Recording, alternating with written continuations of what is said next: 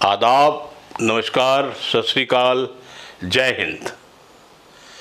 दोस्तों, आज के हम टॉक शो की आगाज़ राहत भाई के एक शेर से कर रहे हैं। मैं वो भी बताऊंगा कि मैं वो शेर क्यों पढ़ रहा हूँ। पहले शेर आपकी नज़र करता हूँ। शेर कुछ ऐसा है, मेरे मरने के बाद मेरी पहचान लिख देना। बहुत अच्छा शेर है, ध्यान से सुनिए। मेरे मरने के बाद मेरी पहचान लिख देना, खून से मेरे माथे पर हिंदुस्तान लिख देना। राहत भाई ने ये लिखा था कि खून से मेरी पेशानी, पेशानी शायद हम समझ ना पाते, पेशानी माथे को कहते हैं। खून से मेरे माथे पर, मेरी पेशानी पर हिंदुस्तान लिख देना। ये शेर मैंने इसलिए पढ़ा है कि मैं ये शेर पढ़ने का हकदार हूँ। पहले तो हकदार मैं ऐसे हूँ क्योंकि मैंने पहले कहा, आपने बताया कि मैं आज देश के लिए बोलूँगा, एक देश की बहुत इंपॉर्टेंट इशू पर बात करूँगा। वो रिलेटेड कांग्रेस से है। कांग्रेस, बीजेपी, चाहे कोई भी पार्टी हो, वो क्लेम करती है, हर एक पार्टी, कि हम देश के प्रति वफादार हैं, हम जो करते हैं देश के लिए करते हैं। बुरा तो खैर कोई नहीं कहता अभी हम बुरा करते हैं, हालांकि सब बुरा ही करते हैं, लेकिन फिर भी वो कहते हैं अभी हम देश के लिए करते हैं। तो मैं ये शेर इसलिए पढ़ा कि मैं आज कुछ कांग्रेस से देश के बारे में कुछ कहना चाहता हूँ। मैं कहने का हकदार कांग्रेस को इसलिए हूँ, या देश के प्रति कुछ कहने का हकदार इसलिए हूँ, क्योंकि मेरे वालिद यानी मेरे फादर ने स्वतंत्रता की लड़ाई में अपना पूरा योगदान दिया। उन्होंने तकलीफ़ें सही, तशद्दुद सहा, सब तकलीफ़ें सही, देश आज़ाद हो जाए। उसके बाद वो बहुत कुछ बन सकते थे, सियासत में अगर आते, मंत्री बनते, चीफ मिनिस्टर बनते, लेकिन उनको वो भी कबूल नहीं था, क्योंकि वो सच्चे देशभक्त थे। उन्होंने कहा अब देश आज़ाद हो गया, हमारा काम ख़त्म, अगली कोई और देश चलाएगा। तो उन्होंने टीचिंग का प्रोफेशन चुना। तो इसलिए मैं अपने फादर की वजह से, उस जीन की वजह से, मेरे अंदर जो उनकी जीन्स आई हैं, मैं देश के प्रति वफादार हूँ। देश के लिए मैं जी सकता हूँ, देश के लिए मर सकता हूँ। और इसीलिए मैं आज देश के प्रति ये छोटा सा टॉक शो कर रहा हूँ। मैं आज का show mainly Congress means Rahul, Congress means Rahul Gandhi. मैं राहुल जी को जी कहना चाहिए क्योंकि सदर हैं कांग्रेस के। वो मतलब सदर नाम कहिए तो सदर ही है, सबको पता है। खड़गे साहब हैं बेचारे, ठीक है, खड़गे साहब अच्छे आदमी हैं, लेकिन सबको पता है कांग्रेस मीन्स राहुल या प्रियंका। वैसे राहुल ही है। तो मैं सारी बात आज राहुल से करूंगा। राहुल जी, आपने नेहरू जी का वक्त नहीं देखा, आपने इंदिरा जी का वक्त नहीं देखा, आपने अपने वालिद पिताजी यानी राजीव जी का वक्त नहीं देखा। वो उन तीनों के दौर में देश ने बहुत तरक्की की। इतनी, पंडित नेहरू की क्या बात की जाए, जो आज देश पब्लिक सेक्टर में सेल्फ सफिशिएंट है, वो पंडित नेहरू की वजह से है।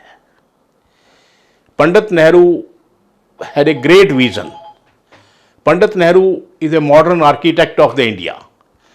100 कमियां बीजेपी निकाले, कोई भी निकाले, लेकिन ये सच्चाई है कि पंडित नेहरू जी ने देश को सेल्फ सफिशिएंट किया, अपने पैरों पर खड़ा किया। और उस वक्त की जो कांग्रेस थी, एक डेडिकेटेड कांग्रेस थी, एक ईमानदार कांग्रेस थी। आगे चले, इंदिरा जी की तरफ आए। इंदिरा जी ने भी देश में बहुत अच्छे काम किए, प्रीवी पर्स बंद किए, बैंक नेशनलाइज किए, पाकिस्तान का एक बाजू काट दिया, बांग्लादेश बना दिया। तो वो वही औरत कर सकती थी। और उस वक्त की जो कांग्रेस थी वो भी ईमानदार थी, वो भी देश के प्रति पूरी समर्पित थी। अब आती है वो कांग्रेस, उसके बाद राजीव जी की कांग्रेस आई। राजीव जी वज़ीर आला बने, वज़ीर आज़म बने हमारे देश के। मेरे को इत्तेफाक हुआ 2 बार मिलने का। एक बार जो प्राइम मिनिस्टर थे तब भी मैं उनको मिला 10 जनपथ पर। फिर एक बार जब वो अनफॉर्चुनेटली जब उनका असैसिनेशन हुआ, उससे 3 महीने पहले 24 अकबर रोड पर मिला। जब वो वज़ीर आज़म थे, उनको मैं मिलने गया, उन्होंने मुझको टाइम दिया। तो मेरे ख्याल में मैं 13-14 मिनट रहा उनके पास। कोई और नहीं था, हम दोनों ही थे। बतौर प्राइम मिनिस्टर फिर भी उन्होंने मेरे को टाइम दिया। आप इस बात से कुछ सबक लीजिए। आप अभी कुछ नहीं है, सिर्फ लीडर ऑफ अपोजिशन है। आप किसी की बात सुनते नहीं, मिलना तो दूर, आप तो जिस मकान में रहते हैं आपने इर्द गिर्द अपनी ऐसी एक दीवार बना रखी है, वहाँ आदमी तो क्या दीवार भी नहीं घुस सकती। आपके पिता प्राइम मिनिस्टर होकर मेरे जैसे आम आदमी से मिले थे, क्योंकि मैंने उनको बताया था कि मेरे वालिद ऐसे ऐसे हैं। उन्होंने कहा भी, और मैं उनको बहुत खत लिखता था और वो जवाब देते थे। सबसे बड़ी खूबी थी, उसी खत दावत के बीच में उन्होंने मेरे को इनवाइट किया और मुझको उन्होंने वहाँ, चाय तो नहीं मैं पी क्योंकि वक्त नहीं था उनके पास, हम पानी पिया, बैठे, उनसे बातचीत की, देश के बारे में, पंजाब के बारे में बात की उन्होंने, अच्छी बातचीत हुई। उन्होंने फिर उसके बाद वो सिलसिला जारी रहा, मैं उनको खतो दावत हमारी चलती रही। वो हर एक लेटर का रिस्पॉन्ड करते थे। अब मैं ये नहीं कह सकता मेरा करते थे कि सबका करते थे। फिर वो जब उनकी असैसिनेशन हुई उससे 3 महीने पहले मैं 24 अकबर रोड पर मुझे बुलाया गया। तब गुलाम नबी आज़ाद भी थे वहाँ और उनके एक पीए शायद हुआ करते थे, मैं भूल रहा हूँ, V George something like that. मैं उनके लिए घर से पटियाला, क्योंकि मैं पंजाब से हूँ, मैं उनके लिए मक्की की रोटी और साग लेके गया था। उन्होंने बहुत खुश होकर खाया और वी जॉर्ज भी आ गए थे, उन्होंने भी खाया। और मेरे को जॉर्ज साहब ने ये भी कहा कि डॉक्टर साहब आए महीने आ जाया करो, सानू ये साग लेके आया करो। तो ऐसे था वो। अच्छा, फिर राजीव जी की मैं कांग्रेस बताऊं, इतने ईमानदार लोग थे उनके साथ, इतने डेडिकेटेड थे। अरुण नेहरू, अरुण सिंह, राजेश पायलट, मणिशंकर अय्यर, है ना, कैसे कैसे अच्छे लोग उन्होंने अपने साथ रखे। और देश फिर कहाँ से कहाँ पहुंचा। कंप्यूटराइजेशन जो आज नजर आ रही है राहुल जी, वो आपके पिता की देन है। कोई माने ना माने, सच्चाई है ये। लेकिन आप में वो मॉडेस्टी, वो विनम्रता नहीं है जो आपके पिताजी में थी, या आपकी नानी में थी, या आपके ग्रेट नाना जी में थी। आप में नहीं है वो। मैं सच बोलता हूं, किसी को बुरा लगे, लेकिन आप में एक भावना है, आप देश को आगे लेके जाना चाहते हो। आप में समर्था भी है, आप में वो यथाशक्ति समर्था भी है, लेकिन आप प्रॉपरली गाइडेड नहीं हो।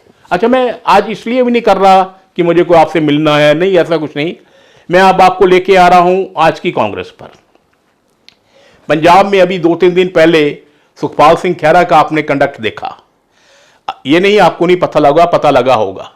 सबसे पहले मैं आपसे ये कहना चाहूंगा, अगर आप सिंसियर हो कांग्रेस की तरफ, अगर आप चाहते हो कांग्रेस देश को आगे लेके जाए, तो आपको ये काम करना चाहिए। सुखपाल सिंह खैरा को पार्टी की मेंबरशिप से एक्सपेल कीजिए।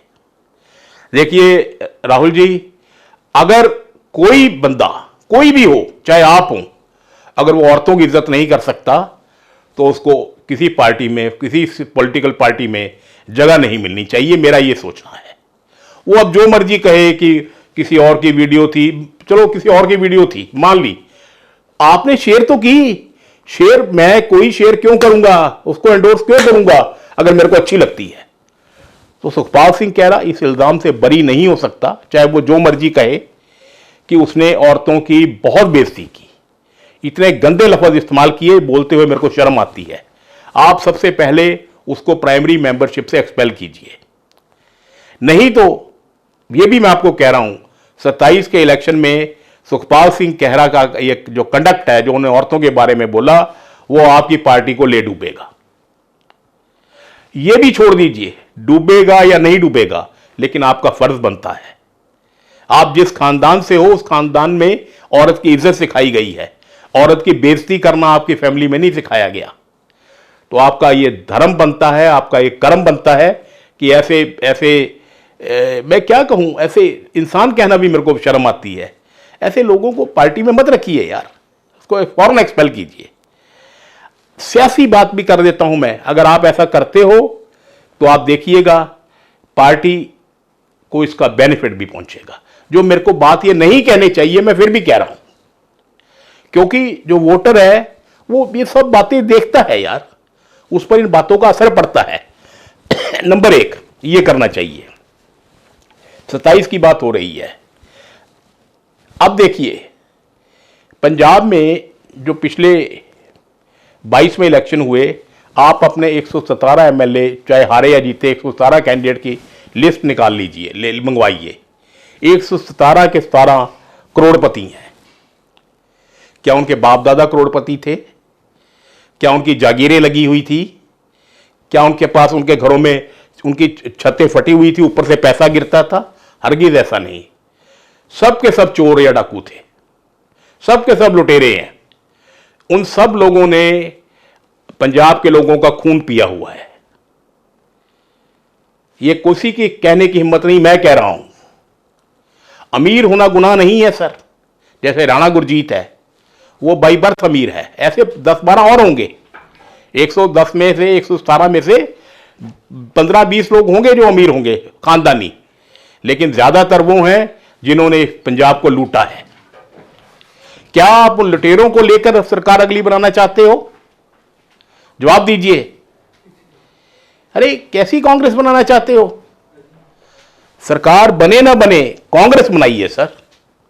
मैं फिर कह रहा हूं, सरकार बने ना बने इसका आपको नहीं ख्याल होना चाहिए, लेकिन देश बने, अच्छे लोग आपके साथ हों। अब आप दूर क्यों जाते हो? ये आप हरियाणा में देख लीजिए, हुड्डा साहब, चौधरी भूपेंद्र सिंह हुड्डा 10 साल चीफ मिनिस्टर रहे यार।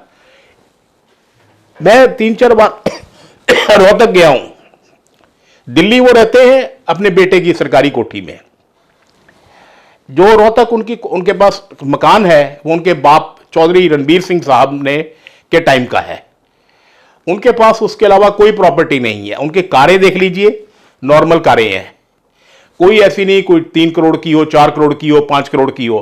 पंजाब के हर एक बड़े कांग्रेसी के पास 10-10 गाड़ियां हैं। और क्या गाड़ियां ऊपर से गिरी हैं उनके ऊपर? सब बेईमानी का पैसा है। हुड्डा अगर ईमानदार रह सकता है तो ये अमीर क्यों नहीं ये क्यों नहीं ठीक रह सकते? आगे सुनिए, सुक्खू साहब को देख लीजिए जो हिमाचल के चीफ मिनिस्टर हैं। 4 साल हो गए सर, अभी भी उनके पास आल्टो गाड़ी है। अभी भी वो सेशन अटेंड करने जाते हैं, आल्टो गाड़ी में जाते हैं। हमीरपुर में उनके पास कोई प्रॉपर्टी नहीं है। हैं ईमानदार लोग आपके पास, ऐसे लोग लेके आइए, ऐसे लोगों को प्यार कीजिए, ऐसे लोगों को अपनाइए। सरकार जरूर बनाना, कोई यार क्या क्या क्या क्या बातें करते हो? बेईमानों की सरकार बनाओगे, चोरों की सरकार बनाओगे? एक ये झूठ और चोर जाएंगे तो दूसरे चोर आ जाएंगे। पंजाब का वोटर बदलाव चाहता है। पंजाब का वोटर इनसे तंग आ चुका है, ये जो मर्जी कर लें, इनकी सरकार नहीं बन सकती। लेकिन आप एक सरकार वो दीजिए, वो कांग्रेस की सरकार दीजिए जिसपे जैसे इंदिरा जी की कांग्रेस थी। सर बेअंत सिंह को याद कीजिए, एक फूटी कौड़ी ना पहले थी ना बाद में थी। वो ठीक है, बिट्टू शुट्टू कमा गए, उनके जो पोते शोते हैं वो कमा गए पैसे, अमीर हो गए। लेकिन बेअंत सिंह के नाम का एक कोई चीज दिखा दीजिए। दरबारा सिंह जो पहले चीफ मिनिस्टर है, उनका एक भी कोई प्रॉपर्टी दिखा दीजिए। आपके पास है, चश्मा उतारिए, काला चश्मा लगा रखा है आपने, काला चश्मा उतार के लोगों से मिलिए, झुलिए, अच्छे लोगों को लेके आइए। आप 20 बेईमान कांग्रेस के जो पंजाब में है, उनकी लिस्ट आप अगर आपको नहीं कोई देता, मैं दे देता हूं, वो हटा दीजिए। 20 नए चेहरे ऐसे लेके आइए जो बिल्कुल कट्टर ईमानदार हों। ये जो आज के कट्टर ईमानदार ऐसे नहीं, सच्ची मुच्ची ईमानदार हों, चाहे वो जेई हों, चाहे वो शॉपकीपर हों, चाहे वो रिक्शा पुलर हो, चाहे वो कोई जेई हो, चाहे कोई टीचर हो, चाहे प्रोफेसर हो, चाहे कोई डॉक्टर हो, चाहे फार्मासिस्ट हो, चाहे वो स्टूडेंट हो। ऐसे बंदे लेके आइए यार, 20 कम से कम 20 तो लेके आइए। जैसे आपका गांधी है, कट्टर ईमानदार, जैसे डॉक्टर अमर सिंह है।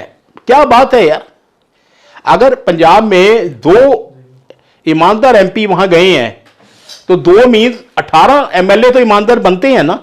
एक के हिस्से में 9 एमएलए आते हैं, कम से कम 20 ईमानदार एमएलए तो आप लेके आओ यार।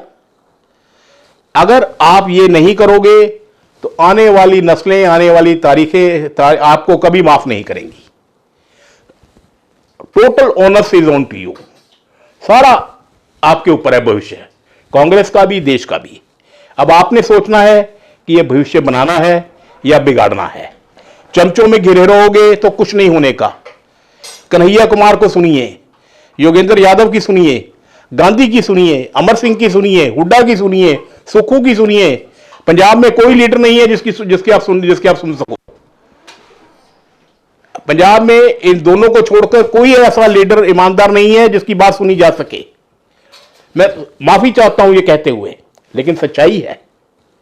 लोग ये कहते हैं, जब हम फील्ड में जाते हैं, मिलते हैं, लोग कहते हैं एक बेईमान जाएंगे तो दूसरा बेईमान आ जाएगा। तो आप दूसरा बेईमान देना चाहते हो? ना करो यार। यार तू राहुल यार अच्छा लड़का है तू यार, खानदानी अमीर है, तेरे को आपको कुछ पैसा नहीं चाहिए, पैसा आपके पास क्विंटलों में है, आपकी 10 पुश्तें भी वो पैसा खत्म नहीं कर सकती। देश को बनाओ यार। पंडित ने अपने ग्रेट नाना को याद करो, अपनी नानी को याद करो, अपने पिता को याद करो। इससे ज़्यादा मैं क्या कह सकता हूँ। देश आपकी तरफ देख रहा है, हम सब उम्मीद की नज़रों से आपकी तरफ देख रहे हैं। तंग आ चुके हैं लोग यार लुटेरों से, निजात दिलवाइए लुटेरों से।